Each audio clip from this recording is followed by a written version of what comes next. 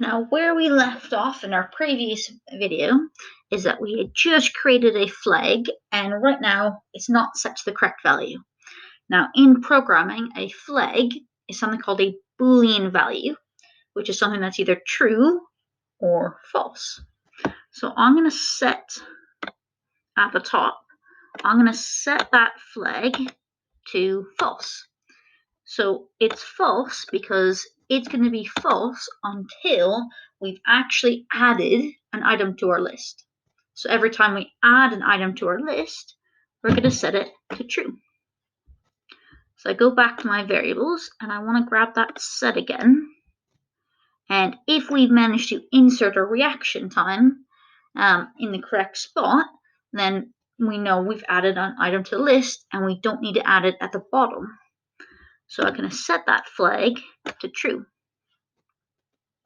Make sure that's in there and make sure that's set to the correct variable. There we go. So our flag's now set to true if we've added our item.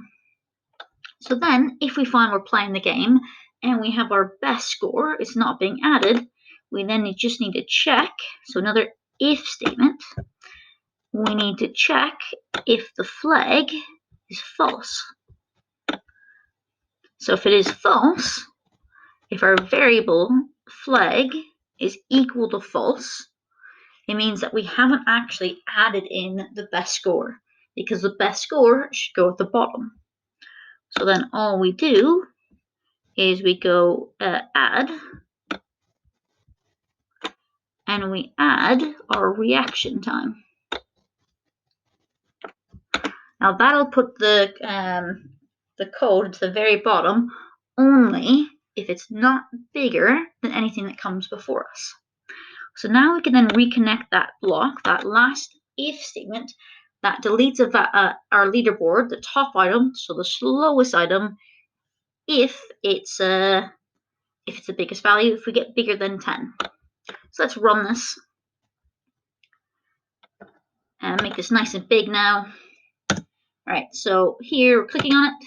You can see every time I'm adding it, it's now being added into the correct item.